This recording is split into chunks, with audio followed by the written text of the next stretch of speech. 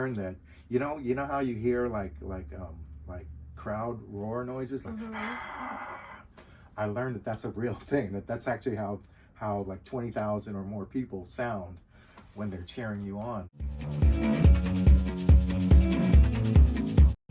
This episode is brought to you by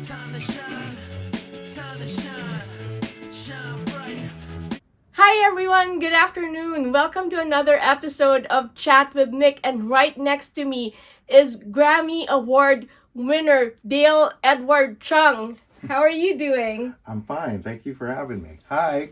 Thank you so much for being with me this afternoon. And my gosh, so we were talking earlier and we're here in sunny Burbank and it's so nice today. But what's even nicer is that Dale here is actually a Grammy nominee. Yay. Yeah. This year. I just found out last Friday. Congratulations in advance. What are you nominated for? I am nominated for as an artist for a song called Kashira for Best Global Music Performance. It is by Masa Takumi featuring myself, Dale Edward Chung, Ron Korb, and Noshir Modi. And so, yeah, it's for Best Global Music Performance. We're talking about world music. What kind of music are we featuring on the record? Our Masa's song, it's a kind of a fusion, a Japanese fusion. He's playing a Japanese instrument called the shamisen, which is very similar to a guitar. Yeah, it's Japanese at its root, because Masa is from Japan, and that's what he does. Masa Takumi is actually paying tribute to his father. What are the different themes in the record? Well, so the song was written for a film. It's called Himuro Renji. Himuro Renji is the leader of the Yakuza. And so, like the Italian mafia, they call the leaders the Godfather. The Yakuza, they call their leaders Kashira. And so that's what the theme to that film. And so, yeah, there's the film, and then there's also a Netflix series in Japan. And it's the theme to that. And so that's basically what it's about. It's the trials and tribulation of a Yakuza leader and his son, and all the drama that they go through. That should be a really exciting series on Netflix. How did you get into this type of music? Well, specifically for this, it's through my friend Masa Takumi. So I've known Masa for years through the Recording Academy. So I'm an Academy member. I've been an Academy member for, I think about 15 years. I started in the Bay Area in the San Francisco chapter. And then when I moved to LA 8 years ago, I transferred to the LA chapter, which Masa is also a member of the LA chapter. And so we were seeing each other at events and things over the years. And we became friends, and we started talking about collaborating. And so I've been collaborating with Masa for several years. And so that's how I got into this type of music. But I'm a very eclectic musician in general. You've seen some of my music videos, and as a singer-songwriter, I'm a retro soul singer. And for I think 13 years, I played with a group called Confunction. Confunction had hit records back in the 70s and 80s. Like big hit records. And I played with them in the 2000s. And so I toured with them, and I was in the group for 13 years. And so that's a funk, but they were on like Soul Train and American Bandstand back in the day. And we would play at big venues, like big arenas, like the Greek Theater, arenas, and play venues like that around the world. And coincidentally, my last gig with them before I moved to LA was in Tokyo. Oh, okay. Wow. Yeah. That must have been a really big show. It was. Well, Confunction doesn't do small shows because they have many hit records. Yes. So none of the shows they ever do are small. How did you get started in music? Were you always playing instruments when you were a kid? No, I wouldn't say that I was always playing instruments. I think probably our voice is our first instrument that we have. Even before that, though, I wanted to be an actor when I was very little because that was what influenced me. Seeing TV and movies. But I quickly moved into the music realm. I've always been a music lover. My brothers and my family, my parents, they're all music lovers. And so I grew up with a very eclectic music appreciation. And so that's kind of how it kind of happened. I used to, as a child, I used to, so this is back when they had vinyl records, and I used to sit in my room and read the liner notes, like all the musicians, all the words and everything, and the words really were what resounded with me, and so I would read those lyrics, and almost like daydream that they were, I was living, through those lyrics. Who were your favorite bands back then? Oh, when I was a little kid, as a little kid, I was very much into like soul music. So groups like the Spinners and the Temptations, but also Elton John, Paul McCartney. I guess the Beatles, even though Beatles were a little bit before me, but their music still, I was into Marvin Gaye, all those soul music groups back then. I think that had a big influence on me and why I do what I do. So as a singer, I'm a soul singer, retro soul singer, and so that's my influence. We're both Asians, and we both know that in Asian families, it's not a thing to do music, even though almost every Asian kid that we know can play an instrument, but it's not something that our parents or grandparents told us to do for a living, right? Was there any kind of hesitation with your parents, like you going into the music field? Well, so that's my family is very unique in that my family got here in the 1860s. I'm fourth or fifth generation.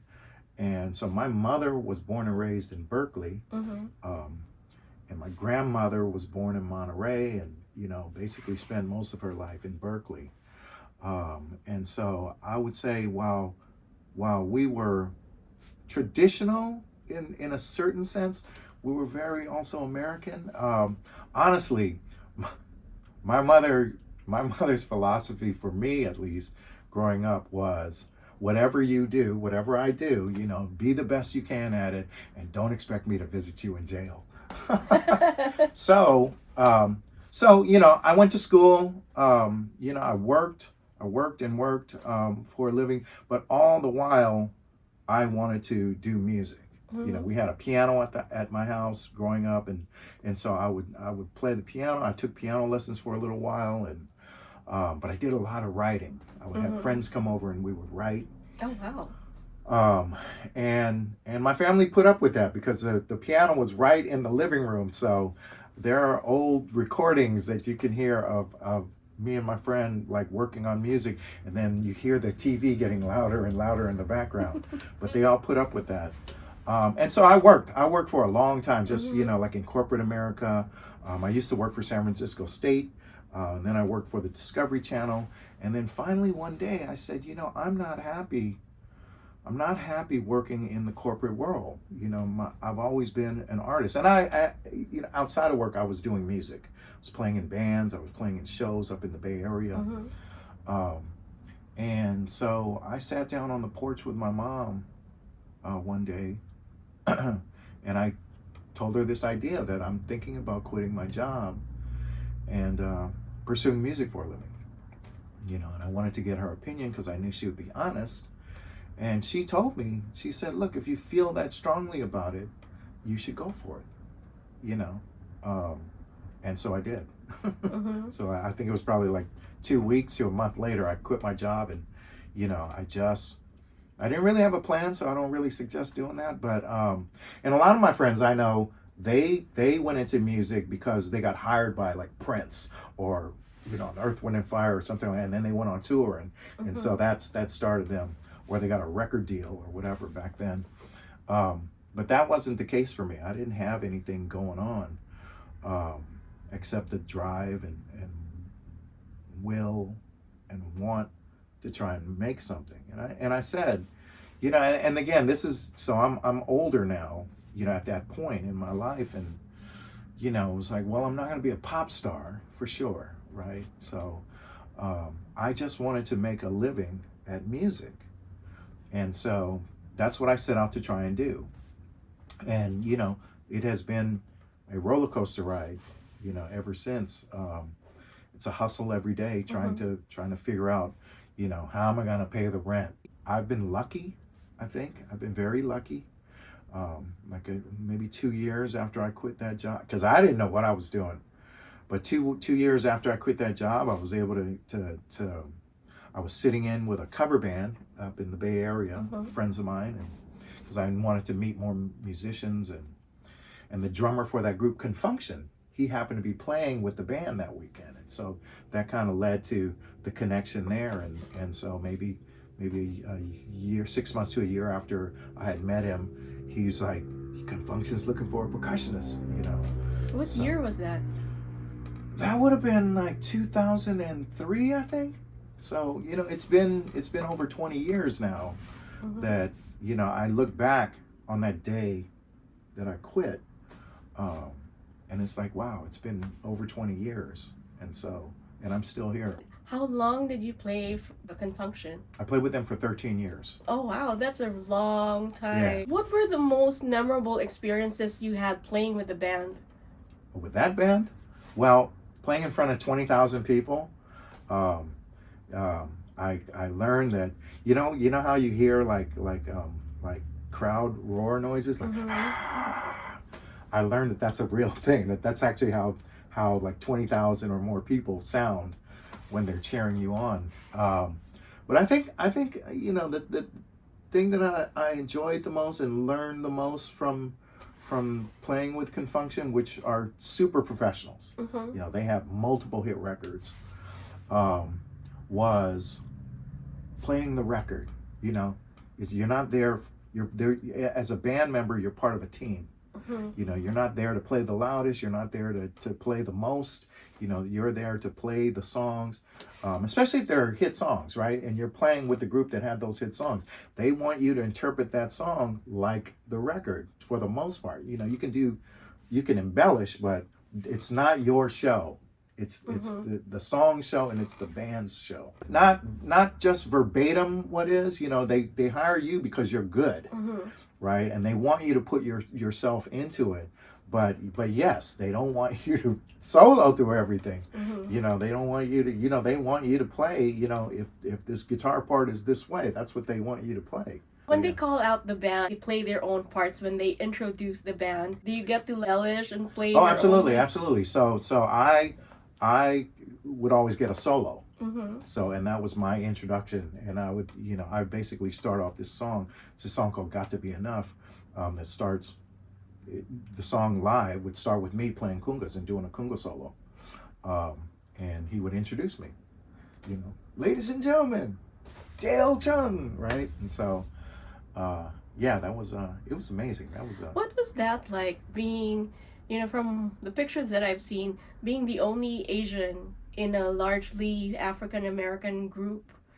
Well, it's something I'm used to because I'm from the Bay Area, and I've always been, since high school and middle school, I've always been involved in music. And to be honest, there weren't a lot of, there certainly weren't any Chinese kids in bands necessarily. There were a few Filipinos. Once I got to high school, it was like this whole Filipino contingency of these amazing musicians.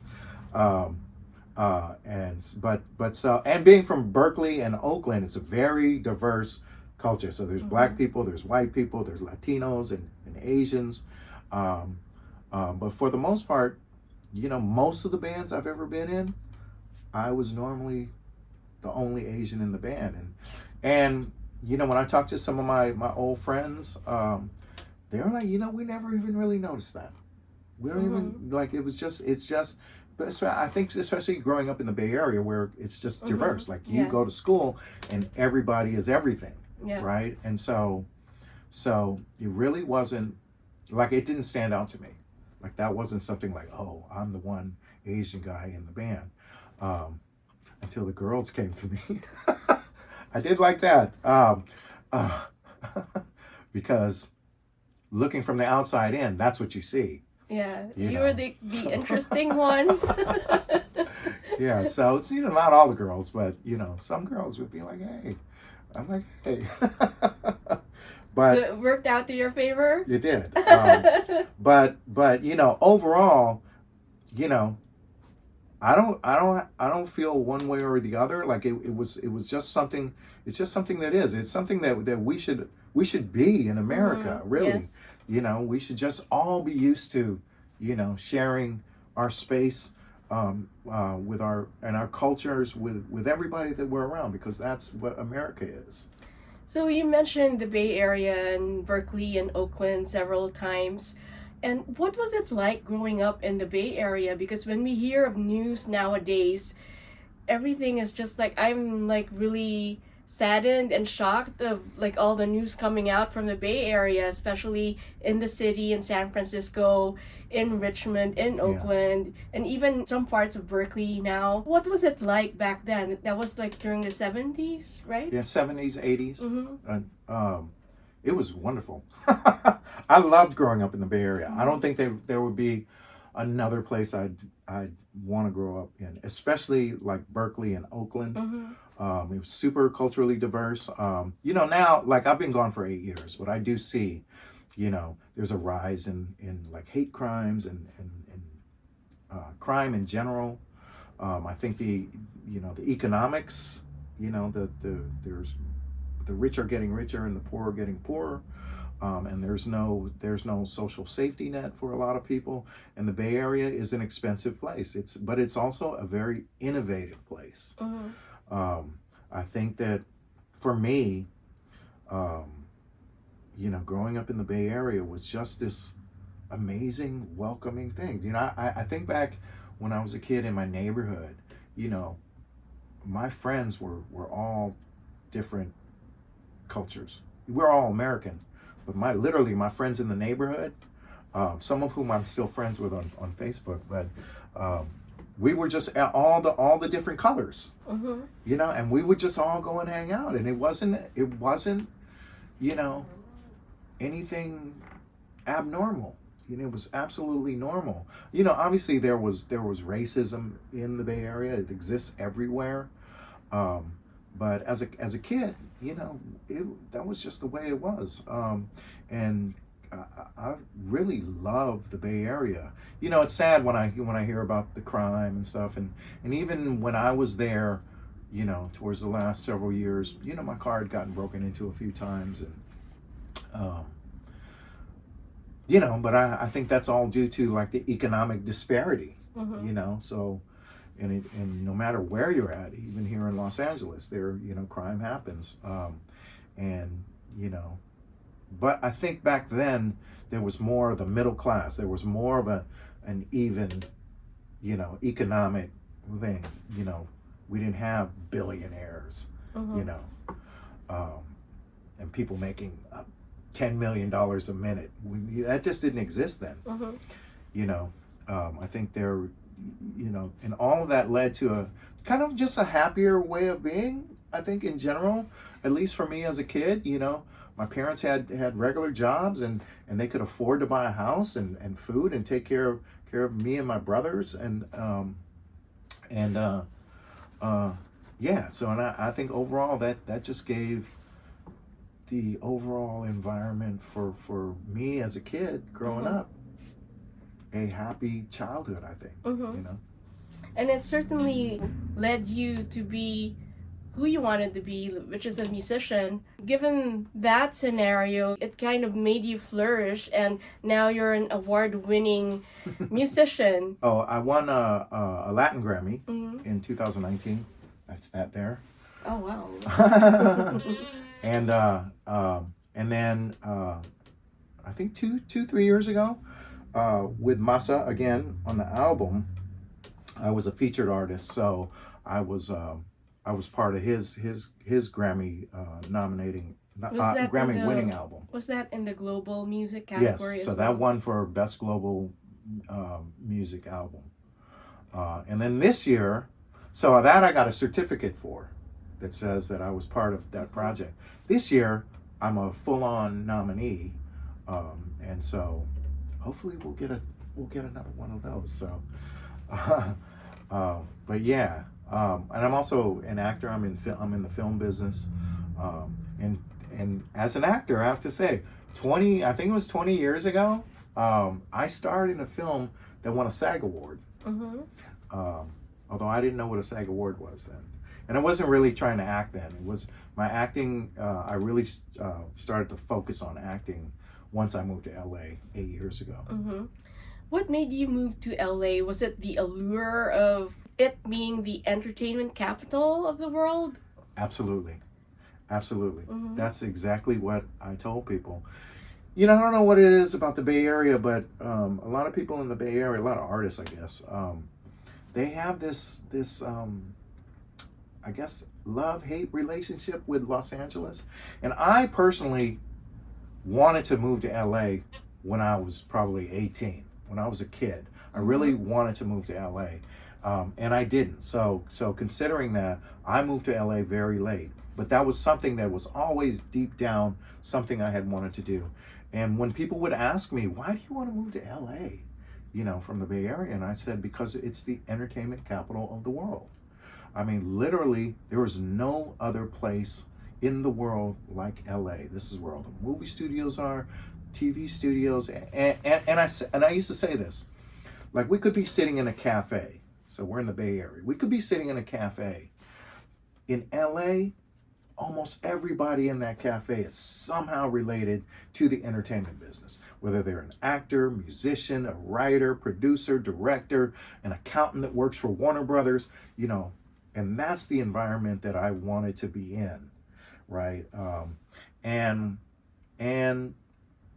my hunch proved correct. I still go, you know, when I go to my coffee shop, there's always somebody, you know, whether it's somebody working there or it's just everybody. And that was the thing that I found, you know, when I found my community down here. It was a filmmaking community, you know, actors and filmmakers. Which is how I got into the whole Filipino entertainment community down here, Philam Creative. How did you get introduced to Philam Creative?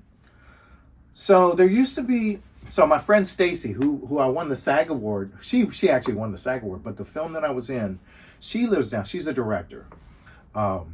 And so she said, I had this film that I had wanted to try and bring to fruition about this guy named Vincent Chin.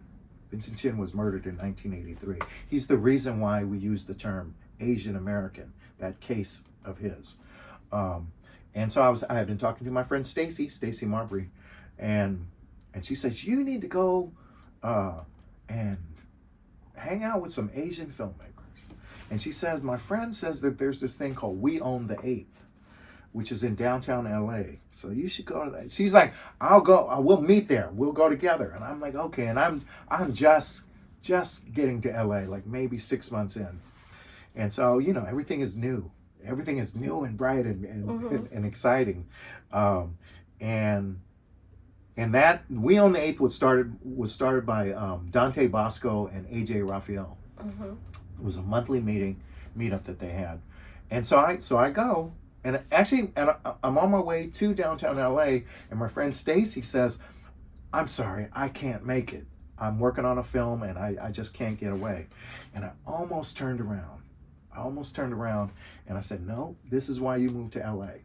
You moved to LA to meet people. And so I remember I went, I went. I don't know if that was the first time or the second time, but one time they were giving away free boba, and so I was standing in the boba line, and this woman taps me on the shoulder, and she's like, "Hi, I'm Arlene. What's your name?" I'm like, "I'm Dale." She's like, "You should come to this thing called Phil Am Creative." So this was Arlene De La Pena.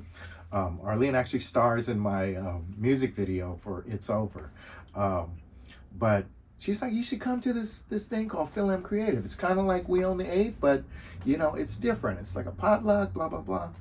And I said, "Okay, I'm not Filipino." She's like, "You don't have to be Filipino, and you could pass anyway if you needed to." But so then I started going to Phil Am Creative, and the Phil Am Creative was meeting every month at the Philippine Workers Center in Filipino town. And so every month, and the way that worked was, it was a potluck, and we just kind of all networked and got to know people, know each other, and it was just a room full of creatives. And that was actually where I got my first film. It was the first time I ever did a table read, was through Phil Am Creative. Now he's a friend, but Lynn Harad came to me one day. And so every time at the end of each Phil Am Creative meeting, we would all introduce ourselves. Like that was part of the program, was we would either get to know somebody and then introduce them to the group, or we would introduce. And so I always say, I'm an actor, I'm a musician. Of course, I'm a musician, I'm an actor, filmmaker, blah, blah, blah. And so even though I wasn't really an actor, I said I was, because I had done some acting. And that's what I really wanted to do. And I remember Lynn came to me with a script, and he said, if you're a good actor, or something like that, if you're a good actor or an experienced actor, I would love for you to read this script, and there's a couple of parts in there for you. And I said, "Oh, great. Absolutely. I'll take it home. I'll read it." And then at the end of that meeting, the Phil Am Creative meeting, he announces at the end, "Hey, if I gave you a script tonight, I'd love to do a table read right now in the other room." And I'm so nervous. I'm like, I don't know what that is. Like, what is that? Gosh. What? And so I felt that initial, like, oh, I got to tell him. Like, because he was like, "If you have time." And I'm like, I got to tell him, I can't do it. I don't have time, right? So it's that same feeling of like when my friend Stacy said, "I can't make it to the meeting." But, I pushed on, and I said, same thing went in my head, like, this is why you came here. Go and do that table read. And that was the very first time I did that. And it was like, that table read was like full of actors. Like my friend Arlene, she was one of them, and she's a great actor. This guy, Sean Affable, who was in like Aquila and the Bee, he's like also a great actor. Like everybody at the table. So we do this read. And I read the part for this priest. And so Lynn's going around giving notes on everyone, and I'm the last person. And I'm thinking, I'm last because I'm terrible. That's just, And then he turns to me, he's like, "You have the voice of God." And so I was like, oh, great. I love table reads. And so that's kind of how it all started. And so, so Arlene was the one that brought me into this whole community. And then from there, I just started to work on projects with different people and try to, soak up as much of the information and volunteer on people's passion projects. And that's actually because I do sound for film now too. I'm a production sound mixer, the guy who records dialogue. And that's where that started, because another friend, this guy Joe Gunawan, came to me and said, "Hey, you know how to do sound, right?" I'm like, "Absolutely. I've been in studios all my life. Recording studios, absolutely. I do." He's like, "Have you ever done it for film?" It's very different. And I said, "No, never." And he had all the equipment, thank goodness. But he's like, "I got a passion project I'm working on this weekend, if you know how to set levels and press record." I'm like, "Yeah, I can do that." And another friend of ours, Inte, he was the boom operator. He's also an actor.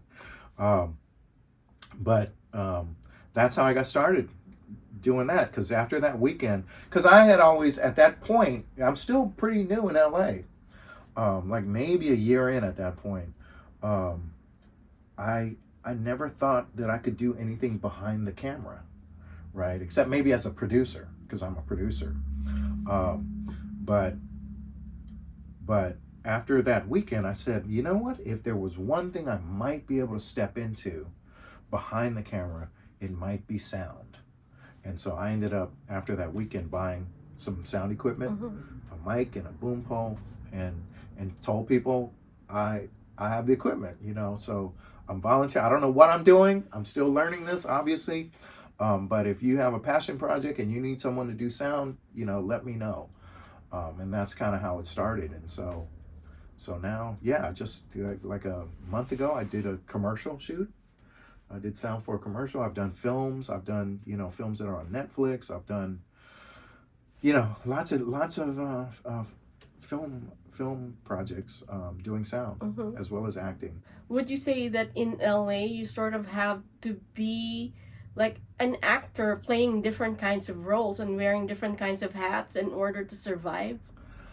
Yeah, I wouldn't say an actor, but yes, I think that at least for me, because there are actors who are just actors and they're making a great living at it. But I would say for me, because I do have a lot of eclectic interests, for me that's been my way of being able to make a living, is to be able to do multiple things. Yeah, I mean, I love acting. I love acting. I love, you know, being able to live these parts through these characters and through a great writer's words and stories. But in terms of making money, a living, you know, sound, you know, being able to do sound and being able to do that, you know, there's an art to it. Right, there's an art to being able to mic someone, to be able to, you know, get good sound, and so I do multiple things. I do post sound as well, post sound production. I just had an ADR session last week here in Chungo Boogie Studios. Chungo Boogie is my the name of my production company and my publishing company, but it is also the name of my studio. And so yeah, for me, you know, kind of being this Renaissance man, as some people have called me, I think has worked out to my benefit. Going back to acting, when did you realize that you could act and play different kinds of roles, take on a different persona? That's a good question. I don't, you know, I think I felt that I could do it before this. You know, that film that I starred in 20 years ago that won a SAG award, one of the things about that that I remember is because the other actors on film were real actors. Like what I would consider myself now, they were real actors. Like they were able to laugh, you know, as an actor and make it look real. And I was like, I remember looking at that, I was like, wow, you know, that seems so real. And I'll be honest, I hate my performance in that film, even though it won a SAG award. I just felt so uncomfortable, and that may have lent to that particular character, why that worked. But I think it just, you know, like I feel much more natural now. I don't know what moment that was, because when I first started acting, like back in 2017 and 18, you know, with Arlene hooking me up with stuff, and like Mark Labella, and you know, that's when I met all of the film creative people. I faked it, but I always had this imposter syndrome, you know. And so eventually, I think it was 2018, I ended up taking Meisner training, which is one of the big schools of acting. And then eventually I went through the UCB improv program. And I took those classes because I felt the imposter syndrome, you know, like I don't feel like you have to go to school in order to act. I think there's a natural ability for some people to act. right? Was it because you felt like you weren't good enough, or you just weren't? You saw all these actors who were acting naturally. Yeah, I think part of it is like witnessing people who I look at as like, wow, they're so great. You know, I don't know where they came from. I don't know what training they had. I don't know any of that. But I look at them and it's like, wow, they're so great. And I know just looking at me, I'm not that great. I don't know if I am or not. Like I've had people say, you're great. Like that was an Academy Award winning performance, blah, blah, blah. And and so, you know, I always take, you know, compliments like that with a grain of salt, because you never know. And I also try to be realistic with myself, as to, you know, what my abilities are, you know, and you never know, right? You never know. You know, definitely I've studied acting now to get more of an understanding about how to approach things, you know, and it's definitely helped, you know, so that now I read a part, and you know, I try to develop a backstory into that character, you know, where I think before it was like I read a part, I'm just trying to memorize those lines and get through this, and so now, you know, I personally like to, when I read a part, I like to try and think about where that character has come from, where they've lived to that moment, and I think that all helps, because you're trying to portray that to a camera, you know, that eventually people will be watching. And so if you don't believe it yourself, and that's anything, if you don't believe it yourself, no one else is going to believe it, right? And so, yeah, I don't know exactly when that happened. You know, sometimes I still don't know if I'm any good at this. When you go into these casting calls and auditions, do people give you a background? Do the writers or directors give you a background of the story and of each character, so that you at least have something in your back pocket that you can pull from? Yeah, for the most part, they do. Yeah, they give you, you know, a background. You know, they give you all of that. And it's like, but you know, that at that point when you're in that room, it's like you have to think on your feet, and so, you know, I think for me, part of being a good actor, is someone who can think. You know, you take in all of what they said and try to extrapolate that in your acting, which you're getting ready to do in 5 or 10 minutes.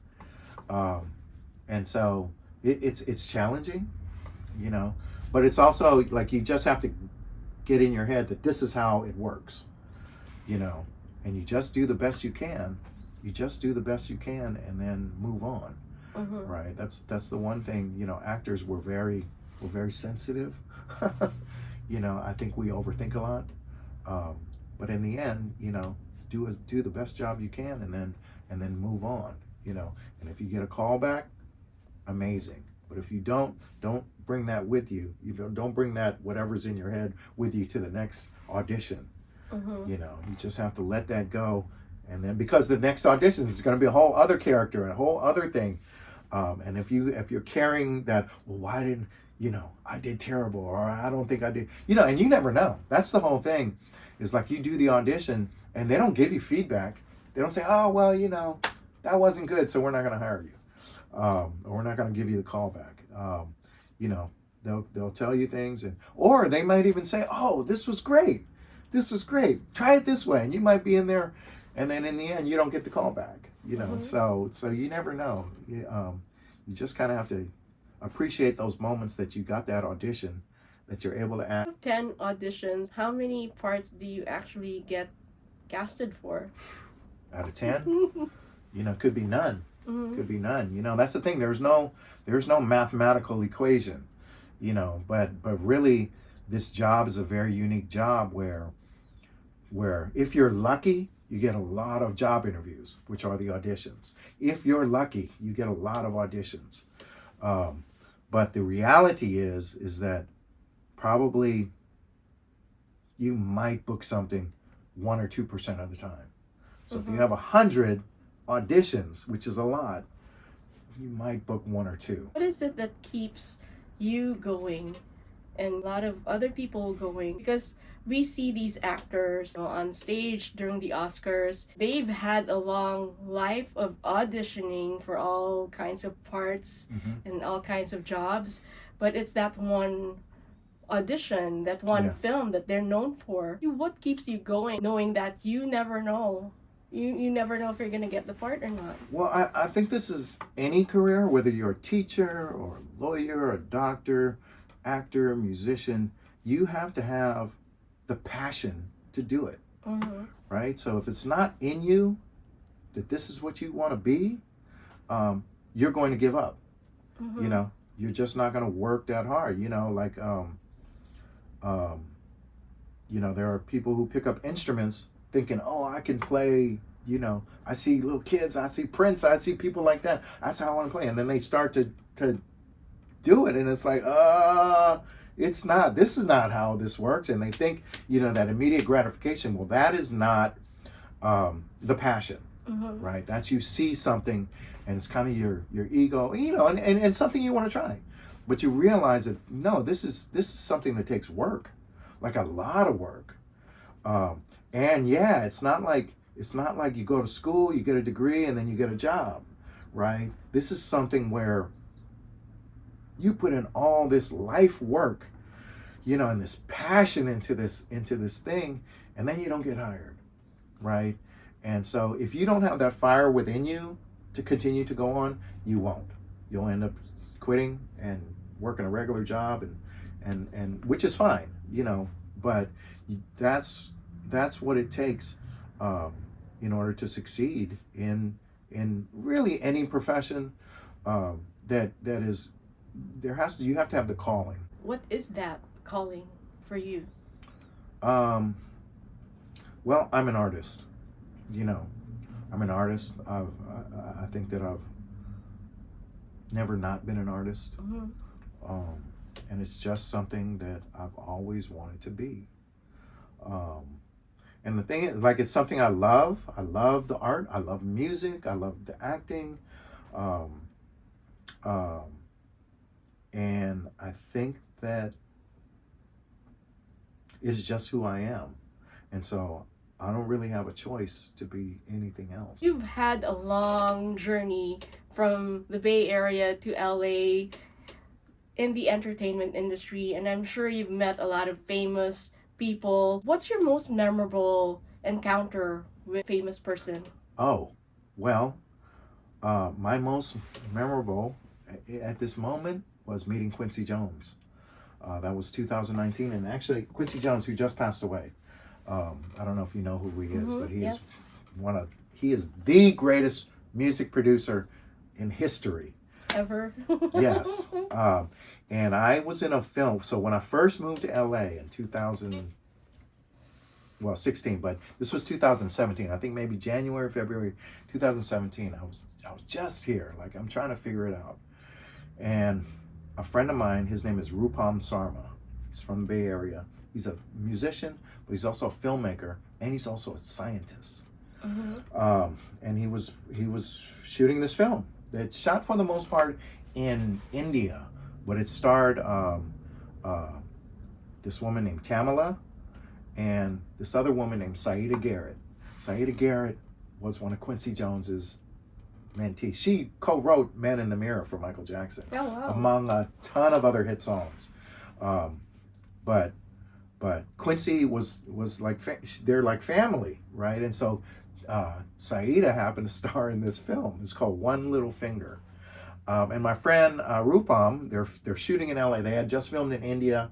They came to LA, and he's like, hey, you want to be in this film? I need somebody, you know. I'm like, yeah, I'll be in it. And so it's about people living with disabilities and how music can change that and assist in people's growth. And so anyway, because Saida Garrett was involved in it, Quincy Jones, I believe, wrote some music for it. Also, Julian Lennon was involved in it. But so Quincy Jones wrote some music for it, and then a couple years later, 2019, the Los Angeles debut of that film was happening. And so, you know, we go to Santa Monica to the Laemmle, and Rupam said, yeah, Quincy Jones is not coming. His manager said he's not going to make it. And then I said, oh, okay, you know, so we go. But then at the last minute, Quincy Jones shows up.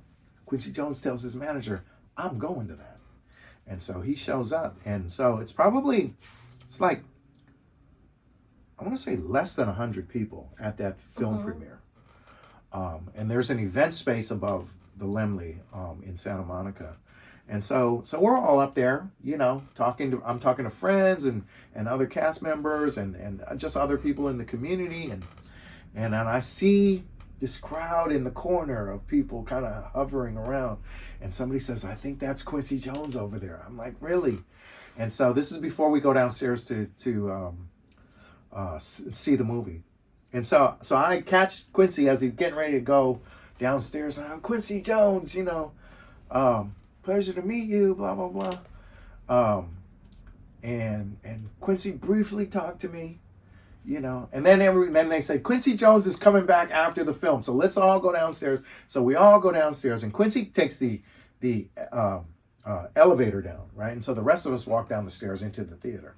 So we watch the film, and there's a Q&A session happening, and so then we're getting ready to all go back upstairs, right? And so I go back upstairs, and actually I think I walked by Quincy still in the theater as I'm getting ready to walk back upstairs. And so I end up going back upstairs, and I see Quincy Jones sitting on the couch by himself, and there was nobody else in the room. And so I literally sit on the couch with Quincy, and I'm like, Quincy Jones, you know, pleasure to meet you. You know, at this point, I'm trying to think of anything to say to start a conversation. And the thing is Quincy Jones was such a genius. He can speak about anything. He's very personable. And so I sat down and had a conversation with Quincy for about 20 minutes on that couch, just me and him, just like this. And then as people started coming in, I could tell people were wanting to also have their say with Quincy. And I didn't want to be that person that was just trying to hog him. And so I knew we were coming to an end. And I whispered to Quincy, I go, Dale Chung, Dale Chung, Dale Chung. And he looks at me, he's like, what is that? And I said, look, you know, you're not going to remember me, but we're going to meet again, and I want you to remember my name. And he gives me a fist bump, right? He's like, oh, you know. And then he pulls from his vest, he pulls out his card. I'm like, oh my God, Quincy Jones is giving me his card. You know, that's after I said, wait, Quincy Jones has a card? And so, yeah, Quincy Jones gave me his card that night. And I will treasure this forever. I did email him the next day, but he didn't email me back, but that's okay. That 20 minutes sitting with my hero, you know, on the couch it's just beyond words. You know, I'm very sad that he passed away, but he lived a long, long, full life. And I'm just glad that I got to literally sit with Quincy Jones, just me and him, for 20 minutes. That's a very LA story. Had I been in the Bay Area, that never would have happened. For this upcoming Grammys, your Grammy nominee, do you have any hopes for the Asian community? Representation has always been a buzzword in recent years. We have AAPI, the AAPI movement, and there's issues surrounding racism and Stop Asian Hate. What are your hopes and dreams for the Asian community? You know, I mean, overall, because my family's been here since the 1860s, you know, and Chinese people and Asian people, you know, the Filipinos, I think, got here in like the 1700s, 1400s, 1500s. You know, we've been here. You know, I think my overall goal for this country is that we stop othering people, right? My family's super American. My aunt is a 3-time Congressional Gold Medal recipient. She's a hero, you know. I think that in terms of like for for the entertainment world, that we continue, because I'm part of this contingency of independent filmmakers. Like I just worked with this woman named Rachel Lako. She's a brilliant filmmaker, and Mark Labella, another brilliant filmmaker, Drea Castro, and there's so many great Asian American filmmakers telling our stories. You know, I mean, we had Crazy Rich Asians. You know, that told an Asian story. You know, before that was the 25 years before that was the Joy Luck Club, which told an Asian American story. That was one of my mom's favorite books. And honestly, I never watched that movie. I didn't watch that movie until like the pandemic. I always thought it was like a girl's story. So I didn't ever think that I would relate to this. And honestly, this is before I really got into film, right? I love film, but I was never an intellectual person about film. And I remember I watched that movie and I cried. I cried so much because it, one, reminded me of my mother who had passed away 20 years ago. And just that story was such an Asian American story, you know. As far as like the music side, like as for me being a recording academy member, I'm also a committee member. I'm on the producers and engineer wing, which is part of the leadership of the LA chapter. There's an alliance that was formed by other Asian Americans in the academy, called the Gold Music Alliance, which was started by, like, I think Kev Niche from what was that name of his? The Far East Movement. Frankie, who works at Amazon. Frankie is Filipino. He's got a very long last name. I have no idea how to pronounce it. And Jonathan Yip, who is one of the I think he's the first Asian American board of trustee member on the national level. And so that, and Grace Vaca, but it's called the Gold Music Alliance, which is kind of this Asian American centric coalition of recording academy members, which I'm part of that. But yeah, I think that we need to continue to tell our stories. You know, ideally, we will go out and support Asian American film and music. You know, we have Bruno Mars, Olivia Rodrigo. You know, there are so many Asian artists coming up in music, or who have really always been here. I say that there was this song here. I think it came out in the 80s, but it was by George Clinton. He's like Parliament Funkadelic P-Funk. Yeah. And he had this song called Atomic Dog. And one of the writers of Atomic Dog is a Korean man, which my friend Marlon, who was not Asian at all, he told me that. I'm like, really? And so I looked it up. And the name he uses, though, is not his Korean name. And so you would never know. But we've always been here. We've been here. My other friend, Philip Wu. Philip Wu is he's a veteran now. He lives in Tokyo now, but he's from Seattle. He played you remember that song, Everybody Loves the Sunshine? Sunshine. It was by Roy Ayers back in the 70s. You've heard it. Him, this group Maze, he was the keyboard player of. Philip played on so many classic R&B and jazz songs that were big hit records. And Philip has been here all along. You know, he's Chinese American from Seattle. And so my hope, my dream is that we are able to tell our stories, our Asian American stories, which are American stories. I remember my oldest aunt Liz, she once said, and I don't know how we got on this conversation because I wasn't a filmmaker, but she passed away years ago, but you know, I was sitting in the car with her and she said, you know, somebody needs to make a movie about our family, right? Because my family is a very Asian American, uniquely Asian American story. And she's like, somebody needs to make our story because it's an American story. You know, it's not an Asian American story. It's an American story because that's how I would wish that we would all look at our stories, you know, whether you're Filipino or you're Black or you're Latino or you're Chinese or Asian, you know, and the whole Asian diaspora, that's a huge thing. You know, the term Asian American is a term for political power, right? So it's the voices in numbers, but our individual cultures are all very different. But we come together as Asians and Pacific Islanders now, right? And so our stories are American stories. You know, American stories are not what you would think, you know, if you grew up in America pre-90s, right? Or even in the 90s, right? Pre-2000, you know, now, you know, because what was American, you know, to the general population was basically, you know, white people, right? And so, but it wasn't. That was never that's not what I remember.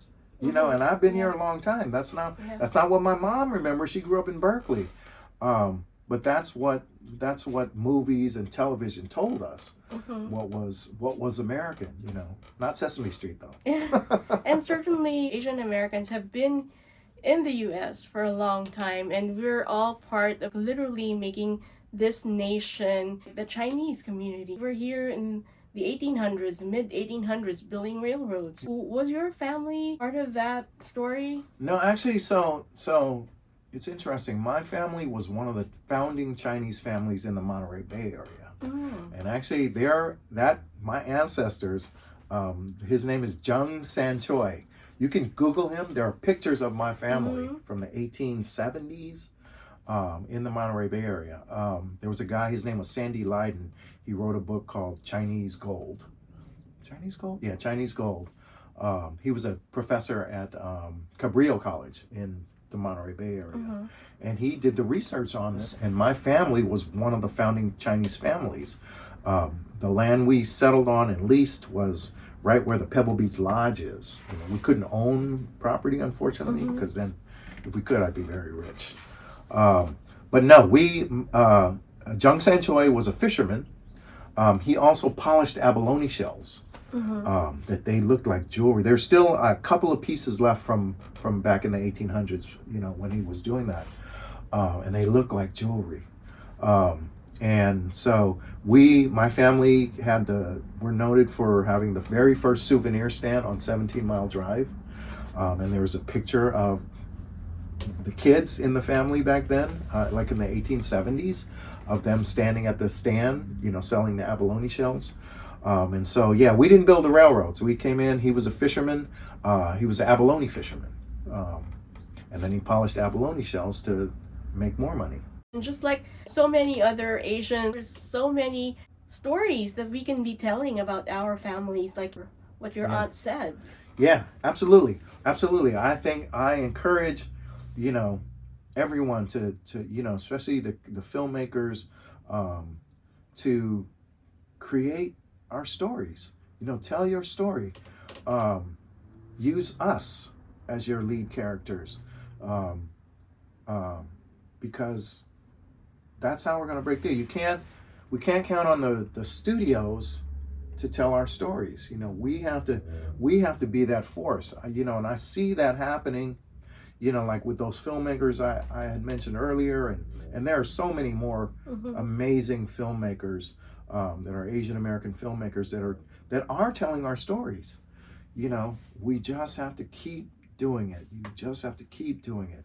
And I'm telling you, the films that I watch by, you know, my friends and even those that are not my friends, that are telling these Asian American stories, is just amazing. Randall Park did a film. It came out during the strike, unfortunately, so there wasn't a whole lot of promotion. It was based on a graphic novel. I can't think of the name of it, but it was basically, you know, it had lead characters that were Asian American. Randall Park being one, and but it wasn't like an Asian story. It was an American story, literally. And I remember I saw Q&A with him and the director in Culver City at a screening. And he said, I didn't want to have the obligatory, you know, making the dumpling thing, you know, like they have in Crazy Rich Asians. There's a whole scene where they're making dumpling. And I have to say, so let me finish that thought. But he was like, I didn't want to do that. You know, I didn't want to have this obligatory, like, that's Asian. You know, so that doesn't appear anywhere. That story was very much like, I could relate to that. It's like, that's me. And I remember when he said that, he was like, yeah. I was like, yeah, good. You know, you didn't have to put in something, you know, that was kind of stereotypical. Yeah. But then I thought, when I was a kid, when my mom would make wonton soup, me and my brothers, we would sit there on the dining room table and make those wonton dumplings. So it is something that Asian Americans do. But, you know, we don't need to focus on that, right? Because our stories are so much more diverse, you know, and we need to tell our history, especially now, you know, with what's happening in America. We need to be able to historically tell our stories, right? Like my friend Drea Castro, she's doing a thing on the International House in San Francisco, and we need to tell those stories because those aren't stories that you'll read in history books, you know, like Larry Itliong, you know, and his and Philip Veracruz, and you know, I was in a film. I wasn't in the film. I worked on this film with Kirsten Villanueva, which was it was called Buzzcut, but it was based on the one school in Union City that's named after Filipinos. It's the Itliong Veracruz, I think it's high school. But there were protests that surrounded that, trying to get that name changed. And so we need to tell those stories. We need to tell our history, and we need to create, you know, new stories. They don't have to be, you know, historically accurate stories. They just need to be our stories. Ladies and gentlemen, Dale Edward Chung, thank you so much for being with us, and thank you so much, Dale. Thank you. Thank you. Thank you. And we'll see you again in the next episode of Chat with Nick. Yay. Bye. This episode is brought to you by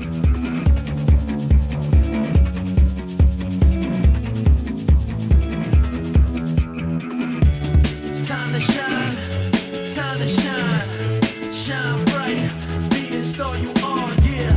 Time to shine, shine bright, be the star you are, yeah.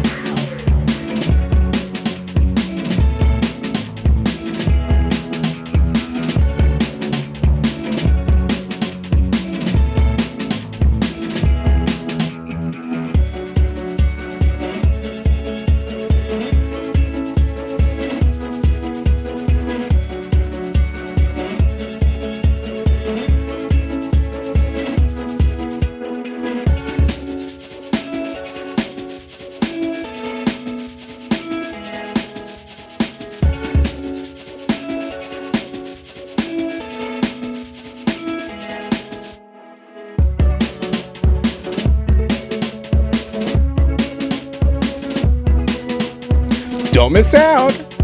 Want to be seen? Want to be heard? Want lots of exposure? Ask us how.